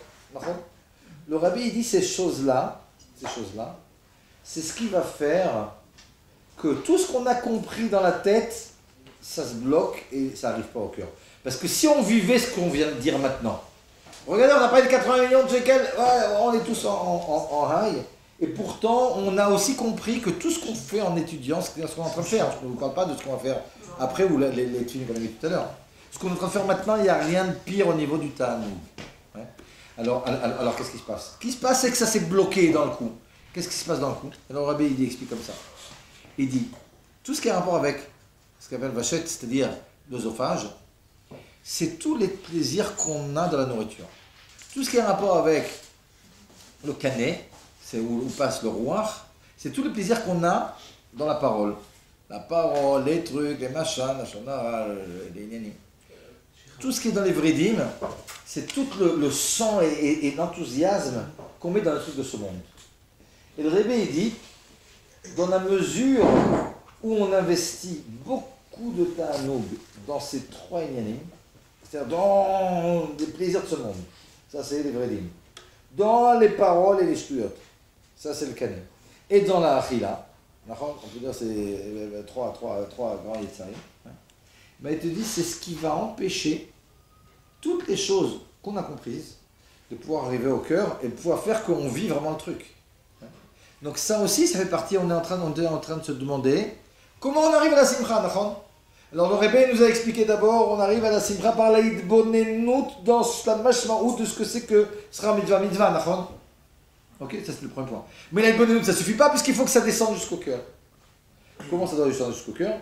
Ben, il faut qu'on se calme un petit peu sur la nourriture, enfin le guishmak qu'on a là-bas.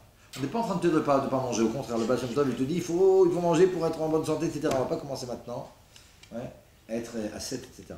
Ouais. Mais bon, on n'est pas obligé de mettre de la mayonnaise sur la rissa. Je parle pour moi, les enfants. Hein. Regardez, je ne peux pas me la jouer parce qu'il y a mon gendre et il me connaît. Donc, de toute façon, donc je parle à nous tous. Ouais. Je parle à nous tous. Donc finalement, si on se calme un petit peu sur les tanogim qu'on va mettre dans la chila, dans les dibourim et dans tous les plaisirs qu'on a dans ce monde, ben ça va nous donner la possibilité. Il faut évidemment au début comprendre, ouais, l'Aïd-Bonenout nous dit le Rebbe dans Sra Mitzvah Mitzvah. Mais maintenant, ok, on a fait l'Aïd-Bonenout, il faut que ça puisse descendre, d'accord? Donc ça c'est le Inyan. C'est-à-dire, ça marche? Ok. Qu'on se rappelle de ce point-là, c'est important. Regardez. J'avance, je suis à la page 7. Il y a ici un truc qui est important. Regardez. Je vais parler de la Hidvadut qui est ici. Il y a un point important, comme ça que je vais vous faire passer. Le Rabbi, il dit, il y a quelque chose de très semblable entre l'enthousiasme qu'il y avait dans Shirat Hayam et la simcha qu'on doit avoir dans les mitzvot. Le Rabbi, il dit la chose suivante. Il dit, pourquoi juste après Kriyat Yam Souf, ils ont fait Shirat Hayam? Il y a eu Kriyat Yam Souf et puis tout d'un coup, ils sont tous venus, comme il y a marqué dans le Marat Sota, Dafnamed, et tous ensemble, les Ruach HaKodesh, ils ont dit la Shira, d'accord? Il y a plusieurs avis, comment ils ont dit la Shira, mais il y a eu quelque chose d'extraordinaire. Hein? C'est quelque chose comme ça qui est sorti directement. Comment se fait-il qu'après qu'il y ait écrit Kriyat Souf, tout d'un coup, les bénis Israël, ils ont eu cet élan de remercier Akadosh Baruch Hu et on voyait qu'il y a une grande simcha, d'accord, cette Shira, c'était Mitor Simcha. Pourquoi il y a eu ça? Le Rabbi il explique que c'est un gilouï de Elokut qui peut nous donner de la simcha. C'est la seule simcha vraie que je peux avoir, et même dans les choses qui sont dans la klipa, c'est aussi parce que Akadosh Baruch Hu, il a mis de la Elokut là-bas pour qu'on ait la prérogation, mais laissons ça de côté pour le moment. C'est uniquement un gilouï de Elokut qui nous donne la simcha. Donc il y a eu Kriyat Yam Souf, c'est un gilouï Elokut, et donc on a eu une simcha, on a dit la Shirat Hayam. Le Rabbi te dit, mais on a vu que dans toute mitzvah, c'est un gilouï d'Elokut. C'est ce qu'on a dit. C'est quoi une mitzvah? C'est le Ratzon de Akadosh Baruch Hu. Le Ratzon de Akadosh Baruch Hu, c'est un avec Akadosh Baruch Hu, donc il y a de la Elokut. Le seul truc maintenant, c'est le gilouï. Ouais, il y a de la Elokut, mais le gilouï, c'est le fait finalement de prendre conscience de cette chose-là. Ben, de la même façon que lorsqu'on a vu un gilouï Elokut dans Kriyat Yam Souf, on a fait la Shira. Ben, si on prend conscience du gilouï Elokut, c'est-à-dire on est mégalé l'Elokut, on prend conscience de l'Elokut qu'il y a dans la Torah, dans la Mitzvah, dans le Tefila, c'est sûr que ça va nous donner une simcha. Et cette simcha, elle va venir toute seule, c'est pas que je vais aller chercher. Vous comprenez? Cette prise de conscience de ce qui se passe quand je fais Torah, Mitzvah, Tefila, ça donne de façon tivite. C'est pas que je dois aller la chercher et faire semblant. Non. C'est de façon tivite, de la même façon que de façon tivite, on a fait la Shira, quand il y a eu Kriyat Yam Souf. Si j'ai une bonne et que je suis mégalé vraiment la Elokut qu'il y a dans Torah, Mitzvot et Tefila, ben, il y aura une partout. Cette simcha, elle va venir seule, de moi-même. Ouais. Il y a en nous un potentiel de Elokut et de simcha et de ta'anoug qui est dingue. Il y a tout en nous en réalité. Ouais. Il y a tout en nous. Ouais, il suffit de se lâcher, quoi. C'est pas pour rien, on a dit que le Rambam nous a dit la imanout, celui qui se bloque. Celui qui bloque cette simcha, il aura un compte à rendre. Il ne te dit pas d'aller chercher midi à 14h.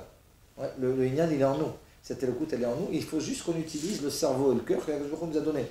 Et qu'on ne les abîme pas. D'accord. Ok? Je passe à la page 8.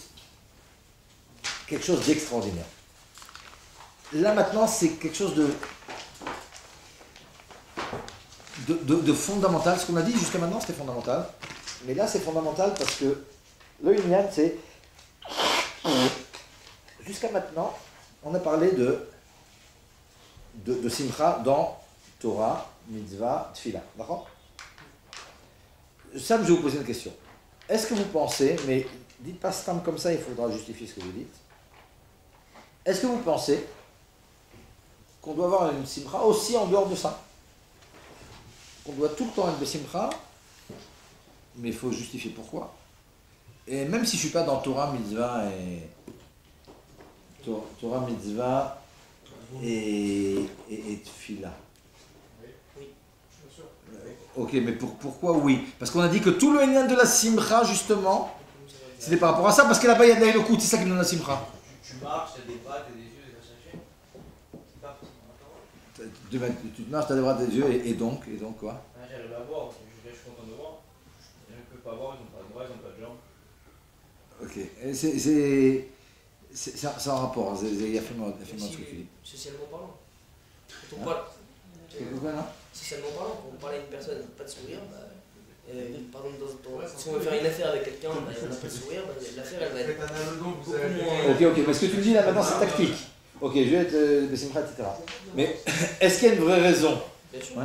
Je crois que tu Ta peux. vie- De quoi t'es sa mère? Ta journée n'est pas la même. Tu sais, il y a une expression en français, l'imbécile heureux. Le type il est tout content. Ok, mais de quoi on est content? Puisqu'il y a maintenant je suis pas content de faire une mitzvah. De quoi je suis Il content? rit bêtement aussi. Chacun Il passe rit bêtement. Non, je parle pas de toi. Parce que en plus tu as raison dans ce que tu dis. Okay, mais c'est comme ça que les garottes. Ouais. Est-ce qu'on doit être imbécile heureux comme ça? Ouais, c'est une question très française et très goy en réalité. Le rabbi il nous donne une clé qui est extraordinaire. Il nous dit comme ça. Il nous dit que si on. Vraiment, il y a un chidouche qui est le chidouche du Baal Shem Tov, qui est qu'il faut tout le temps être Bessimcha. Ouais. Et le rabbi dit ça, c'est le chidouche du Baal Shem Tov dans la Simcha. Mais d'un autre côté, il faut quand même justifier. Comment on peut être Bessimcha, Stam? De quoi? On doit être Bessimcha de Elokout. Elokout, c'est pas. C'est dans la Torah Mitzvot qu'on l'a rempli. de sa version créateur. Ok.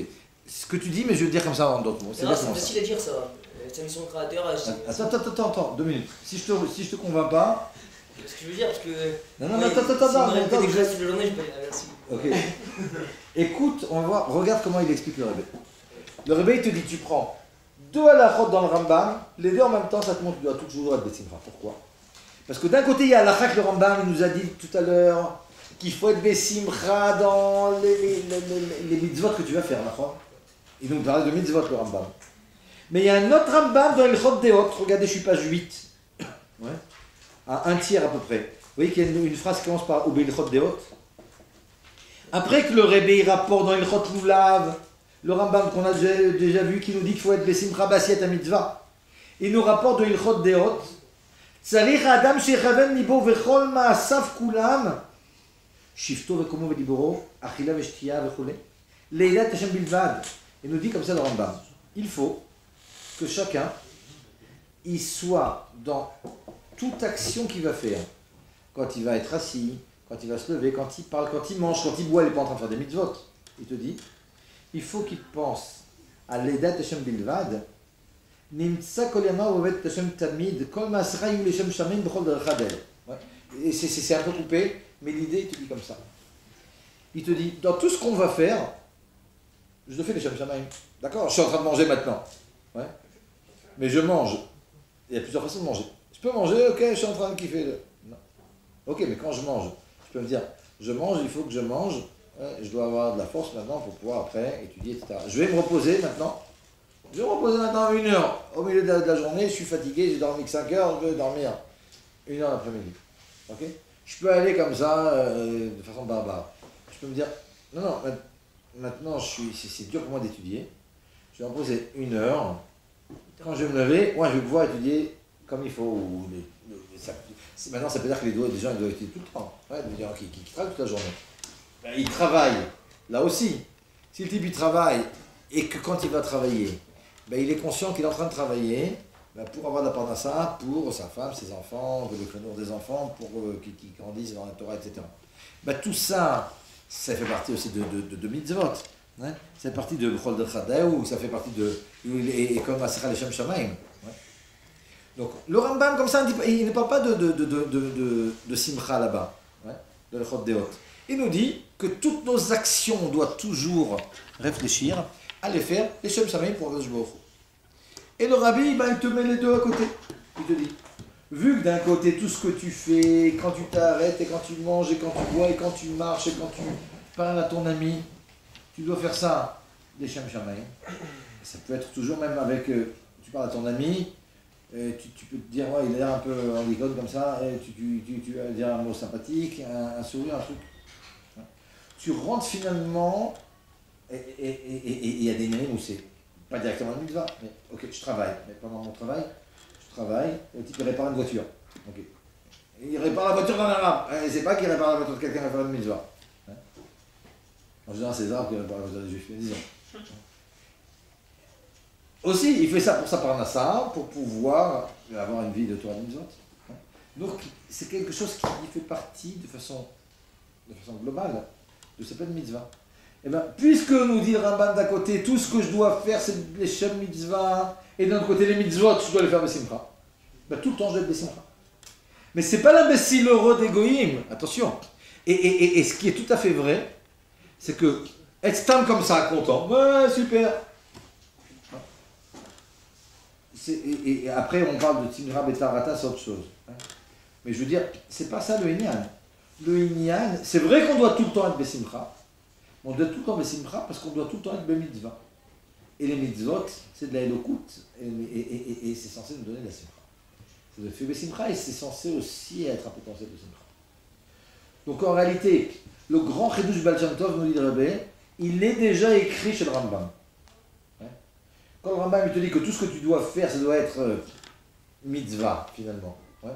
Les Shem Shamaim. Et d'un autre côté, que toutes les mitzvot que tu fais, tu dois les faire avec simcha. Ben, si tu colles les deux en même temps, ben, tu dois toujours être besimcha. C'est extrêmement important. C'est extrêmement important parce que dans tout ce qu'on a vu, on voit qu'on n'arrive pas à séparer la simcha et l'elokut. La simcha, elle vient grâce à l'elokut. On a dit, Gilou elokut, Nachon Akrat Semsouf, etc. C'est ça qui donne la simcha. Cette elokut, elle est uniquement dans Tfila, Limoud et Mitzvah. Vous dire, toujours il est partout, c'est vrai.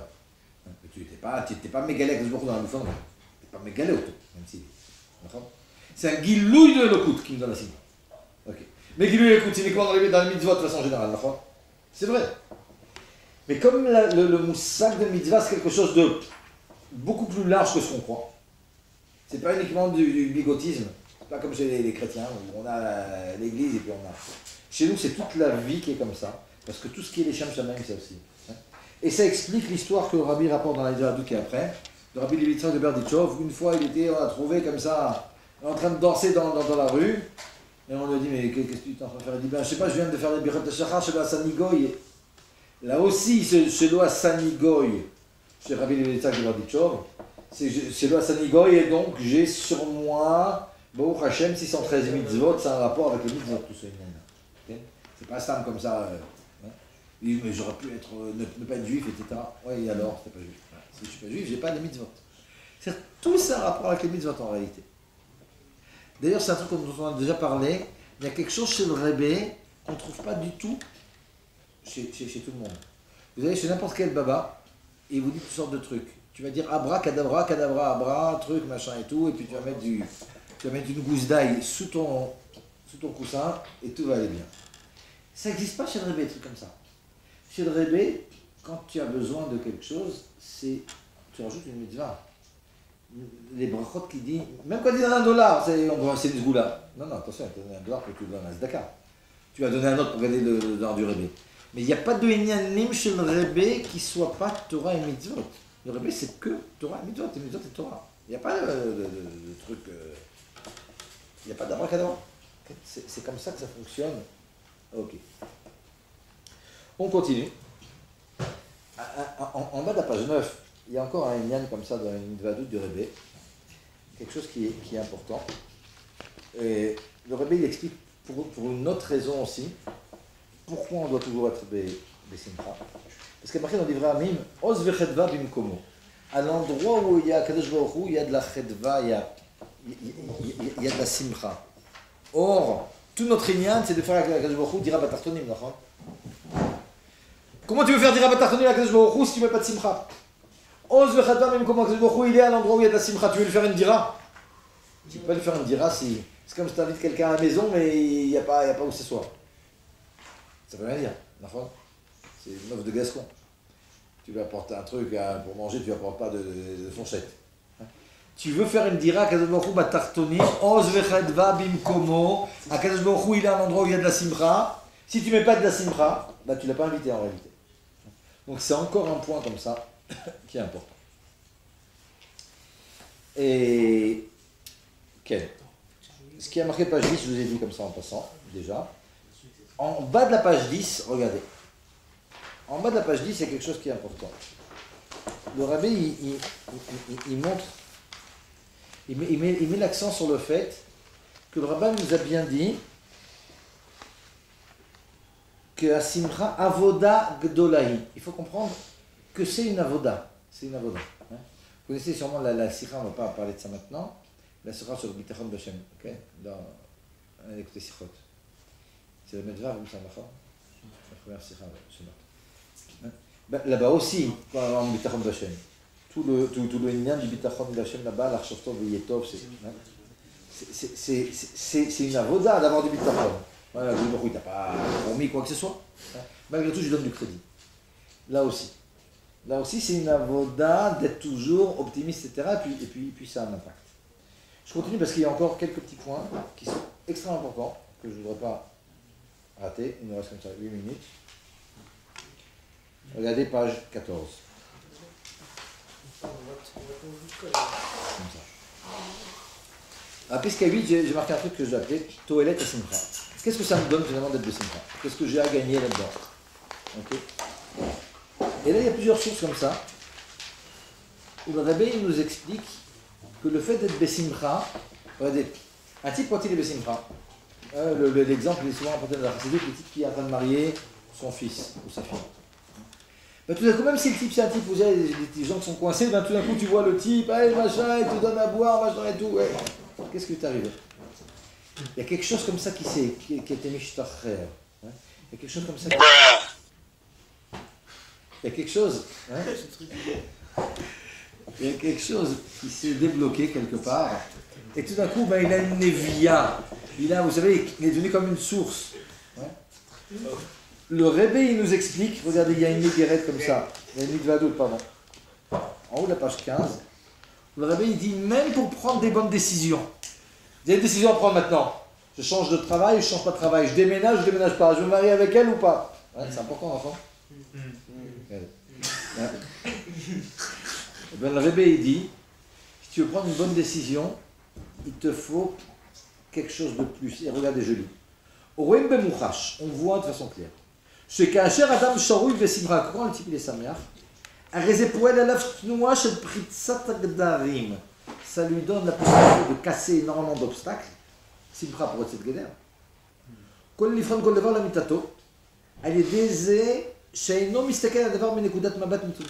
on est besimcha, on n'a pas la 4 minutes comme ça, vous savez, on est comme ça, mesquin et tout. Et quand on est mesquin et on a de la rachmanut sur soi-même et tout, on voit les choses en petit.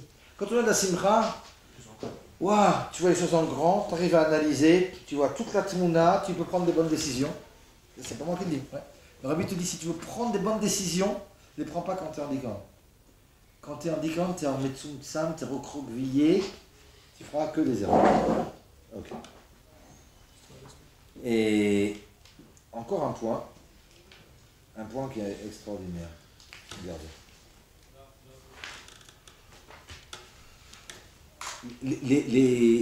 Il y a encore 3 sources ici, de Igrot du Rebbe, qui sont fondamentales, on va les lire ensemble. Regardez. La première, c'est Nidvadut. Mais voix bedrouché chassidut, nous dit le Rebbe, Godel malat simrash pour cette guéder, ad kedekar shel idée simcha mishtane teva adam min hakatse la katse. C'est expliqué dans la chassidut que la simcha, ça casse les barrières. Continue le Rebbe. ומזה מובן שפריצת גדר דעניין השמחה היא גם ביחס לטבע דבית דין של מעלה. Le Rebbe il dit, vu que la simcha, c'est pour être geder, ça va même changer les lois du beit din en haut. Quand tu vas être besimcha, tu vas faire changer des choses en haut. כלומר, אף על פי שמדובר אודות טבע של קדושה, טבעת בית דין של מעלה, malgré le fait qu'il s'agit de קדושה, c'est le beit din en haut avec les malachim, avec les joueurs, tout ce que vous voulez. מכל מקום, על ידי עניין השמחה, משתנה הטבע עד לשינוי מן הקצה לקצה, המשכת חסד ורחמים באופן של בלי גבול. De la même façon que lorsque on est besimcha, le type, on a dit, le type qui était bloqué d'habitude, il est besimcha tout d'un coup, hein, parce qu'il marie son fils, tout d'un coup tu vois le type, il a changé de teva, hein, il est super, machin et tout. Il te dit, mais ça a un impact aussi en haut. Quand il y a de la simcha en bas, Ben, Kadosh Baruch Hu qui aurait pu dire, bah non, maintenant, bah, le type va faire un accident, ben non, il va pas faire l'accident, et puis il aurait pu perdre de l'argent, ben, il va gagner de l'argent. Ouais. Tu changes les choses. C'est le premier point. Deuxième point ici, le rabbi il dit la chose suivante. Il rapporte un Zohar qui nous dit que ce qui se passe en haut, c'est à l'image de ce qu'on fait en bas. Mais regardez, je vais juste lire ce qui est en bold.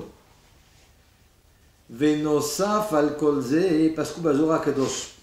Au début, le rabbi il dit des choses un peu cyniques comme ça. Il dit, remarquez dans le Zohar, c'est que chez Marim Panim Matsuvot, que quand le type il a fait une tête d'enterrement, Morerim Chaz Shalom al derrière Zegam Milmala, ça entraîne qu'en haut aussi, on va faire la tête. Machanken, chez Adam Omet Besimcha ou Besiviat Ratson Er Sheye Matsavo. Parce que le rabbi il dit, au début de ce truc un peu cynique, ouais, je vais vite pour eux. Il y a des gens qui ont l'impression, je connais des gens comme ça, qu'il faut toujours qu'ils fassent des têtes d'enterrement pour pas rasver shalom qu'on croit, c'est pas par rapport aux gens, uniquement même par rapport à Kadosh Baruch Hu, qu'il est content de ce qu'il a. Style le type, il se dit, même s'il n'en est pas conscient, par rapport à Kadosh Baruch Hu, vous savez quoi?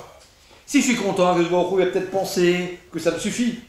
Alors je vais faire le triste, pour que Kadosh Baruch Hu il comprenne qu'il me manque du truc, il va me donner plus. Le rabbi il a écrit ça, c'est ce qu'il écrit ici. Hein, il dit, il y a des gens qui sont comme ça, ils vont toujours faire des têtes d'enterrement, ils vont penser comme ça va marcher.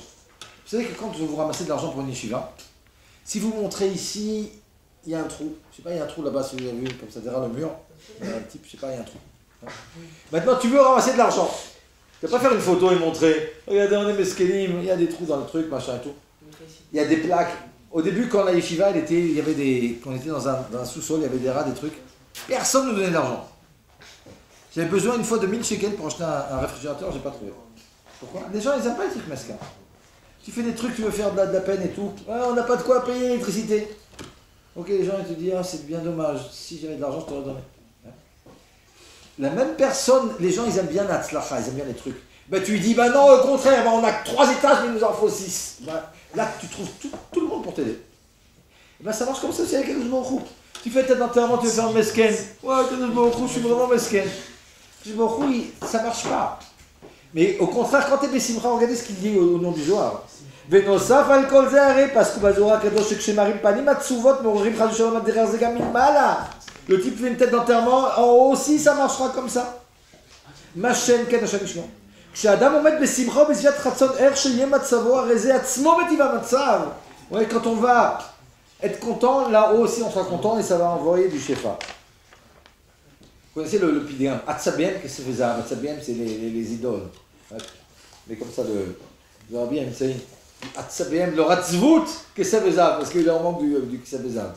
Les gens, c'est comme ça. Atzabem, qu'est-ce que c'est ça? Et ils pensent que le truc, et ils sont contents, et ils ne sont pas contents, en fonction de ça.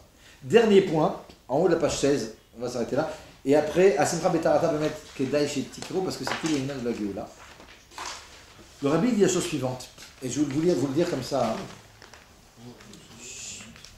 Je vais raconter une anecdote. Il y a une fille à Guilo qui n'était pas mariée. Elle avait, je sais pas, 34-35 ans. Et une fois, je lui ai dit que j'avais lu que le rabbi il disait, c'est une histoire d'il y a 15 ans de ça, que le rabbi il disait qu'il y a des fois où il faut forcer la main à Kadosh Baruch Hu. Et bien, fais une seudat mitzvah où tu dis que tu t'es fiancé. Elle n'était pas fiancée de la fille du tout, il n'y avait même pas chilour. Tu fais une seudat odaya. Ça y est, je me marie. T'amènes tes copines et tout. La fille, elle a fait ça. 2 semaines après, elle est sur chilour, elle s'est mariée. C'est le premier mariage que j'avais fait. Il y a 18 ans. Et bien, la source, elle est dans cette higuerette. Regardez cette higuerette. Tu forces à Kadosh Baruch Hu, tu fais une seudat odaya. Regardez ce que le rabbi il dit. Non, mais regardez les enfants. Betar Shama Pidgam Godel Gushat Admour Moarash. Le rabbi il dit, d'accord, vous connaissez le Pidgam de l'Echatchila Riber, d'accord? Ouais. Ok. Le rabbi il écrit, vous connaissez ça? Le rabbi il écrit à quelqu'un. Le rabbi il écrit à quelqu'un qui se plaignait de fait qu'il était malade, machin et tout, il y avait un problème. Le rabbi dit, vous savez, il y a l'Echatchila Riber. Le